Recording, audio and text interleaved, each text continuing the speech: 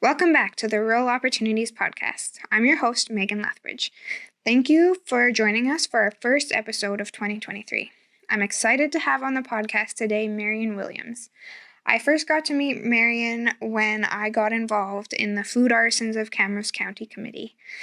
Marian is a passionate local food advocate, and today she talks about her experience as an Alberta Agriculture District Home Economist, her passion for local foods, and why she believes that community involvement is important. I hope you enjoy this episode and are encouraged to find something in the community that you connect with and that you can have fun getting involved in the community.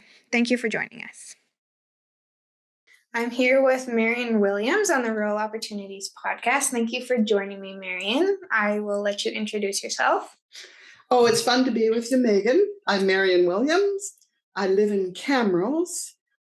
Presently, I am retired, but still an active community volunteer. My career, I worked with Alberta Agriculture throughout Alberta in Vermilion, Olds, Camrose. I enjoy living in rural Alberta. Mm-hmm. I think it's great to be connected with the people and the community itself. Mm-hmm. And why did you choose a more rural community? I think because of my job, I worked with Alberta Agriculture as a district home economist. And so those positions were all in rural communities. Mm. And I like being able to go into the grocery store and know the people there and chat with the people there. Mm. I like not having a lineup at the bank when you go to the bank. I just enjoy the spirit, the community spirit, the collaboration that I find in rural Alberta. And I know Camrose is a city, but I still think of Camrose as rural Alberta. I actually grew up in Camrose, went away for university and to work, and then I've ended up back here in Camrose too, and I'm happy. Close enough to Edmonton, but I live in Camrose. Mm-hmm. Yeah, Camrose still does have that small town feel, even though it is getting to be a bigger city. You mentioned being a district home economist. Can you talk a little bit about that role? I was having trouble finding some information on it, but my grandma mentioned a couple weeks ago that when her and my grandpa built their farmhouse, a district home economist came and helped them lay out their kitchen. Yes. That would be best for their farmhouse. So yes. You guys must be a wealth of information, and I'm curious to hear what that job was about. We were. I started in, this will date myself, but I graduated from university with a Bachelor of Science in Home Economics in 1975, and I started with Alberta Agriculture then as district home economist. And at that time, I think if I remember, there were 65 of us spread throughout the rural communities in Alberta. Mm. We all had our strengths, like there was basic skills that we developed, we learned at university and then that we developed on the job. Kitchen planning certainly was one that I was involved with. We had a very strong farm home design program. I wasn't as strong at that. I would use our specialists. We, as a district home economist, basically I was an extension worker in the area of home economics, helping people help themselves. And our primary target was farm families and rural organizations like ag societies. We had a strong role working with 4-H. Mm. So it was a fun job. It was challenging at times because we were at that point, we were a real source of information. Of course, there was no internet, there was no social media, so we were it. The questions that we would get asked, I laugh at now, but we were the Google of the time. Yeah.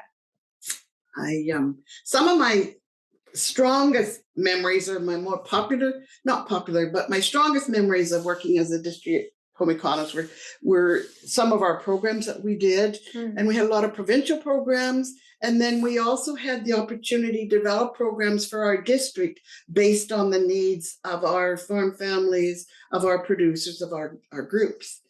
But nutrition education was really a strength, or really a strong focus when I came on staff. And at that time, there weren't very many nutrition dietitians or nutritionists in the community. So we were the source of nutrition education. So I did a lot of weight control programs. I did a lot of prenatal nutrition. I did a lot of nutrition at school was a really strong program provincially that we had, where we actually worked with the Alberta milk producers. They had a strong program for teaching nutrition in the schools. We used that programs. We educated our teachers, and then we actually hired local people to prepare nutritious snacks, and we served that in the schools in the morning. And then at that point, the teachers used the snack as a tool to do nutrition education. And we incorporated it into all the different curriculum so that they learned a lot. So that was one of my favorite programs. Another one was food preservation and food safety. I am a foodie. It'll come up through the podcast. I am a foodie. So that goes back to a lot of my interests. But food preservation was a big one in the summer times. My phone would be off the hook. The phone would ring off the hook with questions on how to blanch peas or how to can peaches. So summer was a busy time. So we did a lot of educational programs. And I guess as an extension worker, I did education through one-on-one with workshops, through phone questions, but we also wrote weekly news columns. We wrote newsletters. We conducted educational programs. We had many different ways of sharing our information. Yeah, I wasn't expecting nutrition to be part of that role. That was the first ones. Like when I started out in Vermilion, I kind of chuckled because I would go to the grocery store and people would look what was in my grocery cart to make sure it was nutritious. So that being a small town, maybe that wasn't quite as bad, because I still love my chocolates and my ice cream and stuff. And I believe there's a role in that. But nutrition was a big one. And then it sort of developed more into farm management, financial management on the farm. One of our another successful programs was what we called FAMIX. I mean, when I was preparing for this podcast, Megan, it took me back many years, and just some of the highlights that coming back, that we did some really good. But the FAMIX was, we actually had participating families from around the province keep track of their household expenses so that we or lenders had a good idea of what farmer families spent. There was none of that data or that information available. So they actually had no idea when the farmers were going for a loan or a mortgage. They would just guess at what their family living expenses were.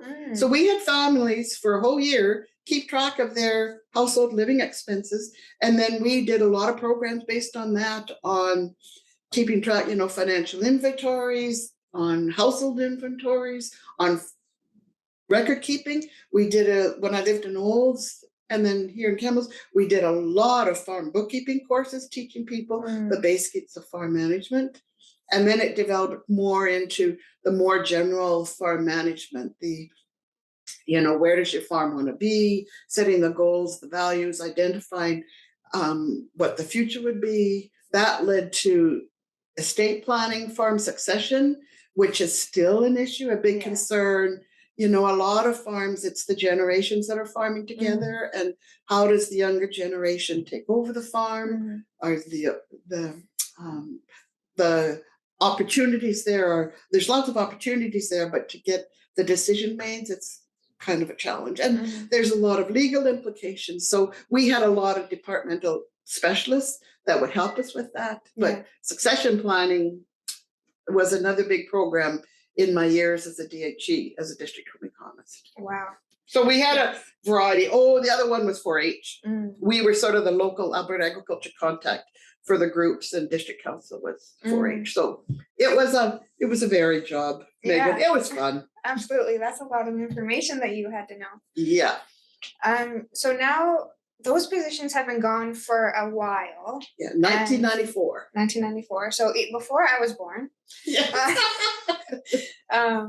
And now I guess we have the internet and for all those questions and all those answers. And is that why the position went away? No, it was not, because there wasn't the internet strong there. When Ralph Klein was the premier, he cut a lot of positions. He cut the budget, and we were one of the positions cut. Well, extension work was. I worked closely with the district agriculturists. Their positions were cut as well. There were some specialist positions that were left, and so I was lucky that I got one of those positions as a rural development specialist. And then that position worked into one of my favorite positions, was a farm direct marketing specialist. So that's what I was working with our local producers, farmers markets, as a farm direct marketing specialist when I left the department, when I started my transition to retirement. So that was sort of the lead up into the Alberta Farm Fresh Producers Association? That association had been ongoing. Okay. Market gardeners, that association had been ongoing longer than that. But as a farm direct marketing specialist, I did get very involved with the association. I was one of their ex officio board members, and I was the link with Alberta Agriculture for them, and we had more focus on marketing. There's always been lots of production information with whatever area of agriculture you're talking. There's lots of production information, but the marketing is really important, and the market focus was a real challenge. Was a new idea for a lot of our producers at the time. I mean, they're so much more knowledgeable and so good at marketing now, but it was certainly a learning curve for us. And that was about, I think it was around 2000. I was trying to think, was when our area's farm direct marketing was really identified with Alberta Agriculture. And so we had a budget, and we had the focus to work with our farm direct producers. There was just a few of us left on staff that were given that opportunity, but we had lots of fun, and I think we really developed some interesting programs, and my interest in local foods just was nurtured and took off from then. I was going to say, is this where your love of local foods came from? Because as long as I've known you, local foods has been a passion of yours. This was a good question. It made me think about it. My interest in local foods, I think, developed from my mom. My mom was very keen and excited to use vegetables and meats that she had grown or the friends on the farm had given her. And I think I developed that interest from Mom, because I love using my garden veggies. I love getting honey or beef from the producers and use that. But as a district home economist, I forgot about that. Was one of our roles was to promote Alberta products. We didn't have very many local growers, but there was the Alberta Food Processors Association.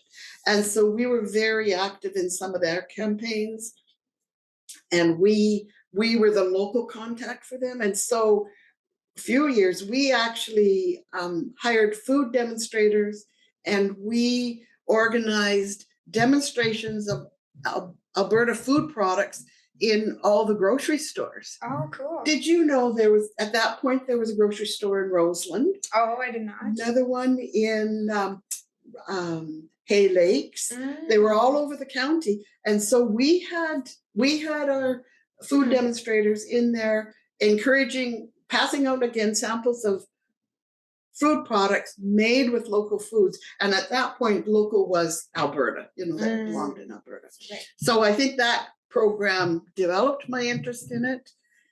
Then working with Camrose County, they have their Ag Communications Committee.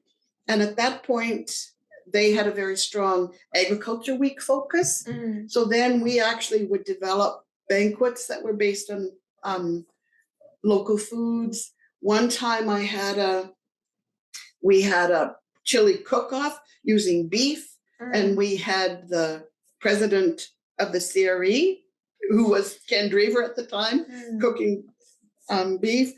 Bob Prestige was another one, and then I can't remember who our third one was. Well, we had this at the local Safeway store, and we had also, they were promoting beef, and they were demonstrating how they cook chili. I still chuckle because their wives had encouraged them or given them instruction, but it was fun. So we had, with the team I worked in the Camrose office, we had lots of fun coming up with ideas to do local foods. We even one year had a block party, a breakfast block party. Oh, that's cool. And we were right by the Camrose Booster, so they promoted it for us. The grocery store supplied some of the food. The Prairie Sun Grains gave us the pancake. Camrose Packers at the time had this wonderful Christmas sausage that we used. So we did a block party using Alberta products. So there's lots of opportunity. Yes. This Food Artisans of Camrose County Local Food Committee is where I first met you. So I've always known you as a local foods advocate. Yes. And how did the Food Artisans of Camrose County get started? It started many years ago. I don't know, was it 15 years or so? It's been a long time, but again, it was through the Agriculture Communications Committee of the county, which is made up of all the local ag societies from the county. And those ag societies knew of my interest in local foods, and I had a good knowledge of our local food producers. They wanted to source local foods for banquets. And so I had the information in my head. There was nothing on paper. Yeah. So then working with the Ag Services Office, with Marilyn Nordine at the Ag Services Offices, we did research and surveyed and came up with a list of all the local food producers in the county and city of Camrose. And we made that available to the county ag societies and local restaurants that were interested in sourcing local foods. It was not, the consumer was not our focus at that time. But then a few years down the road, more and more consumers wanted to source local foods.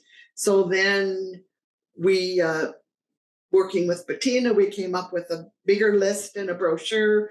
And then it became such a big program, we wanted to put together a committee to involve the producers and processors if they're involved. And that's where you came on, Megan. And we've got a very strong committee of producers and interested community volunteers that are part of the Food Artisans of Camrose County Committee.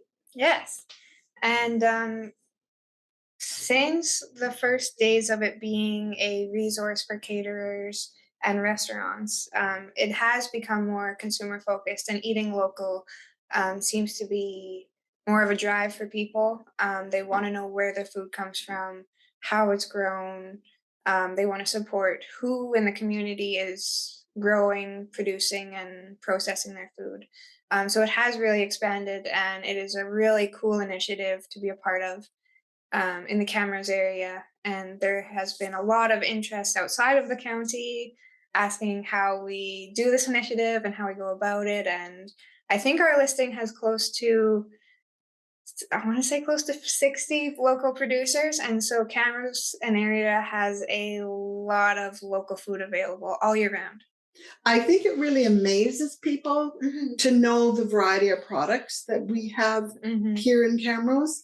Like, I have offered local food as fundraisers for things such as the Grateful Grannies or for the Bailey Theatre. I will donate a meal of local foods. And so I've had all sorts of fun planning the menu and entertaining our MLA, the Dean of the Augustana faculty, Alberta Agriculture staff, community volunteers from throughout the province, serving local foods. And it absolutely, at that point, it really blew their mind to know what was local here within the Camrose and City County. I think the food artisans have been very good about promoting it. So people have a good idea, but we still have I think there's still a lot of people out there that don't know. So I'm glad that our group is continuing and using social media now. That's certainly nothing that I've ever used in my career, but I certainly see how that's a way of getting information about to people. And it's I really get excited, and I'm quite passionate. I identify myself now as a local foods advocate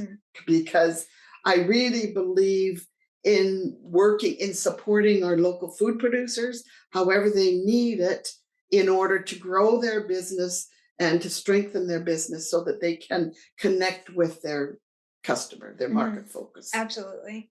Do you find from when you were first in your role working with local food producers, like has the landscape changed quite a bit, or is there more interest in local food? Is there more local producers? Yes, definitely the interest in local foods from the general consumer has skyrocketed. It was growing before COVID, and I think the pandemic and the access to local foods became even more popular at that time. And now with issues of food security, I think people are growing their interest. They want to buy local, support local. It's important for that. I know at one point when I was on the board of the Alberta Farm Fresh Producers Association, we were doing some strategic planning. And this was, I think, maybe in about 2005. And at that point, they did not know. We had a general discussion whether the interest in local foods was a fad, was going to wane, like it was growing in popularity, but was going to wane or was going to continue. We didn't know if it's going to be a fad or a trend. Well, it's a trend. I believe it's here to stay. You know, that the people are going to continue to want to source local foods and support our local food producers. And the other question was on the number of local food producers. And yes, when I first started working with doing Alberta food demos, we had very few producers in the county that were supplying local foods. Whereas now we have the 60 plus that are on our list. It's continually growing. I mean, there's a lot of challenges for people to get into business with it, but the future, I think, is very promising and very bright for local food producers. Absolutely. I think it was a couple of years ago during Alberta Local Food Week, the Alberta government put out a number, and I can't remember exactly what the number was, but it's local food at that point was $1 billion industry at least. And so I think people would be surprised to know the amount of money that is spent on Alberta local food, but it's really encouraging to see what we have here. And one of my first, I can't remember. I was involved back when I was a rural development specialist. We did the very first research program. I worked with the University of Alberta home ec faculty, and we did the very first research into farmers markets. And at that time, it amazed people, the numbers of people that shopped at farmers markets and the amount of money that they spent. Like we actually hired people to interview customers at the farmers market. And at that point in time, most customers would spend up to $20 at the farmers market.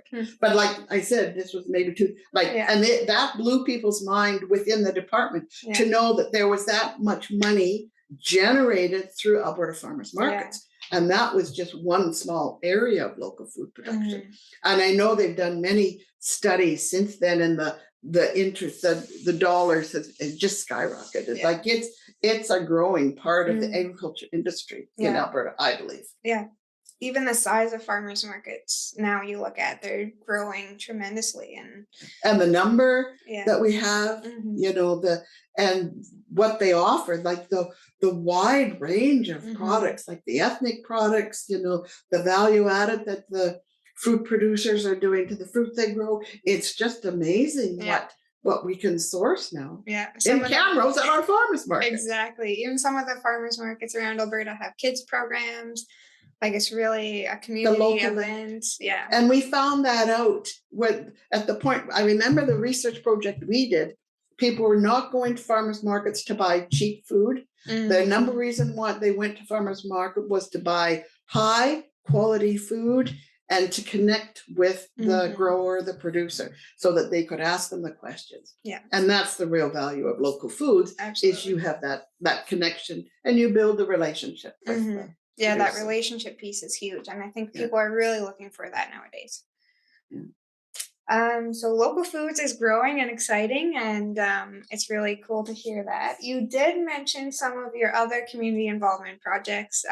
You have been involved in the Bailey Theatre. You mentioned the Grateful Grannies. You're involved in a number of different things around Camrose, and you've always been involved in the community. So why has that been important for you?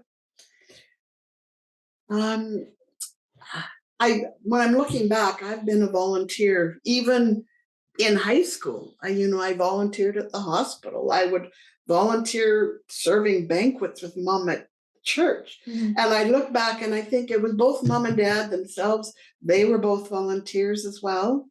And I think they encouraged me to volunteer because even then I was involved in lots of things. But I think they developed that interest or the desire for me to volunteer. Mhm. And I truly do enjoy volunteering. Mhm. I think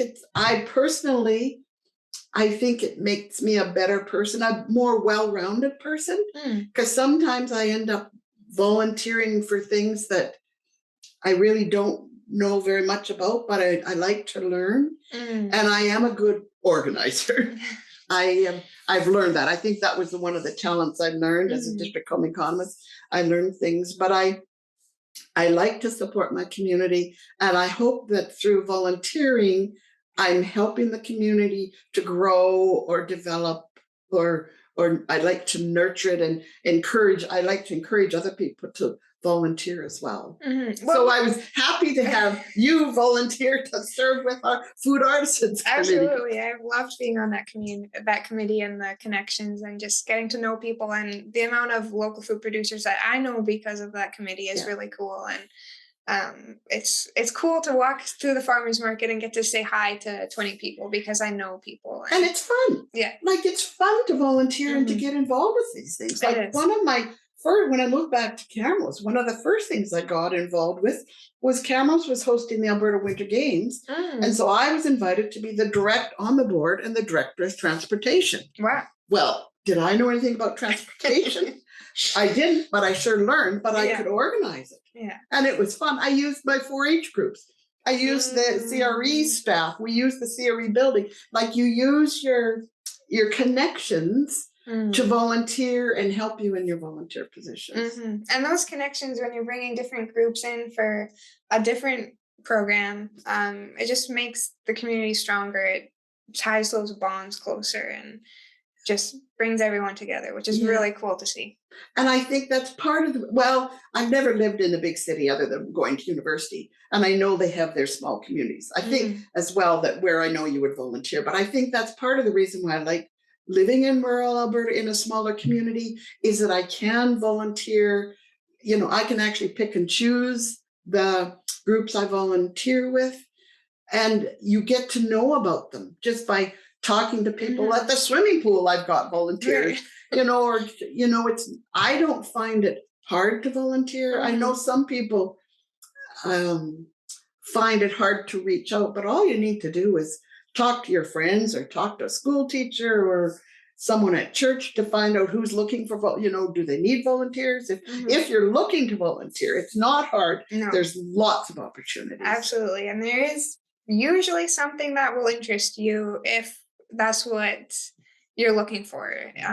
Some people don't want to necessarily learn a transportation role when they're volunteering. But there is something out there for everyone, I think. It seems that people are more hesitant to volunteer for things now. It seems like a lot of community places are looking for volunteers. But I think, there is something out there for everyone. I think one of the first things you need to, if you're going to volunteer, one of the first things you need to understand is what some of your strengths are. Like, are you good at working with young people? Would you be good at the library? Or do you like organizing things? Like I like organizing things. Or do you love working with foods? Would you like to help Martha's Table, or the food bank? I think like music. That's right. Yeah. You need to identify what you're good at and then start to look for some of those groups. I have to admit, when I stopped working for the department, I took the full year off without saying yes to anything. It's hard for me to say no. Yeah. And I didn't want to overcommit myself. So I took a full year and I took a look, and I had lots of opportunities to volunteer, but I didn't agree to do any of them until I had that year. And then I set my priorities and sort of where I wanted to focus my volunteer efforts, because once people see you out there on boards and involved with events, they said, oh, she would be good for this or that. And you can get burnt out and involved too much. I think you need to be careful. You certainly need to keep time for yourself as well. Absolutely. Taking care of yourself is important. Yeah. I think that's really good advice for anyone else who's in a similar situation, just to take some time for yourself and see what you want to do and how you're doing. Just focus on that, reach out and focus on that. Yeah, there's lots of, I know everybody's looking for volunteers. But I know I was the volunteer coordinator at the Bailey for a while, and the volunteers I had there, they were keen to volunteer more than we had opportunities. They loved getting, one of the primary reasons why they volunteered was they got out to meet new people. Like it's not hard to meet people, if you volunteer and if that's what you want to do. Yeah. Actually, advice that my Oma gave me was whenever you move to a new community, because they moved all over, get involved in something, whether it's taking a class or you're volunteering or you get involved with a group. And I think that is really good advice and has served me well in different communities that I've lived in, is to get involved in something. And then you just start meeting people from there and you get ingrained in that community, which is really cool. And it makes living somewhere a lot more vibrant and you feel connected. Yes, you feel a part of the community. Yeah, that's excellent advice there, Roma. Yes. She's got good advice. Yes, she's very smart advice, that one. Megan, one of the highlights of my career, both working with Alberta Agriculture and volunteering, has been the people I've worked with. The staff through the department that I've worked with. We had some great times and challenges, but that was a real highlight for me. But also with the farm families, the rural community groups like the Ag Societies, the 4-H groups, the WI groups. That was a real good for me and a really good support for me and one of the highlights for me. And I have to admit, when I did retire from the department, I didn't necessarily miss the work because I was still volunteering in some of those areas, but I miss the people. Yeah. I'm missing the people and visiting with the people and working with them and helping them to do their best. But the people to me have been the highlights of my career, both working with Alberta Agriculture and volunteering. Yes, absolutely. The people can make it really good time for you. Yeah, you can. Absolutely. Is there anything else that you would like to add? I think I've said, but I'll repeat again that I would encourage people to get involved. If, there's lots of opportunity. And I guess I'd say it's a good way to learn things if you want to learn something new, but it's a good way to meet people and it's a good way to have fun. Absolutely. I think we all want to have fun and celebrate. And I think through volunteering, that's a great way to do it. Like our food artisans group, we have fun, we have lots of chuckles and good entertainment. I mean, there's a lot of hard work. I can't deny that, but with volunteering, there could be hard work and it's not always fun. Taking bottles to the recycling from the Bailey is not always that fun. But in the overall picture, it's fun and it's good. When I look back, I'm preparing for this podcast and this interview, when I look back on my life and I thought I've had a good life, I've had a good career working with Alberta Agriculture, but even more so, I think I value more the volunteer opportunities that I've had, the connections I've made through volunteering, the friends I've got, and the support I've received myself through volunteering and working with my different groups and the different agencies. That's really cool to hear. And I do think the pandemic put a lot of things on pause, and we're still maybe not quite back to where we were before it. But I do think people are looking for that connection. And I hope this podcast is encouraging to those who are looking for something or they're maybe feeling a little bit disconnected, because volunteering and getting involved in stuff is a great way to do that. And I hope people hear your enthusiasm in your voice and get excited to find an opportunity that fits them. Yes. So thank you for sharing, Marian, all of your knowledge and history and your experience. And it's been great talking to you. And just thank you for doing this interview. It's been fun visiting with you too, Megan. Thank you for listening to this episode. If you like what you hear and want to learn more about rural opportunities, please follow Camrose Regional Exhibition on Facebook or Instagram, subscribe to our YouTube channel, or follow wherever you listen to podcasts. Thank you for supporting the Camrose Regional Exhibition and Agriculture Society. We appreciate it.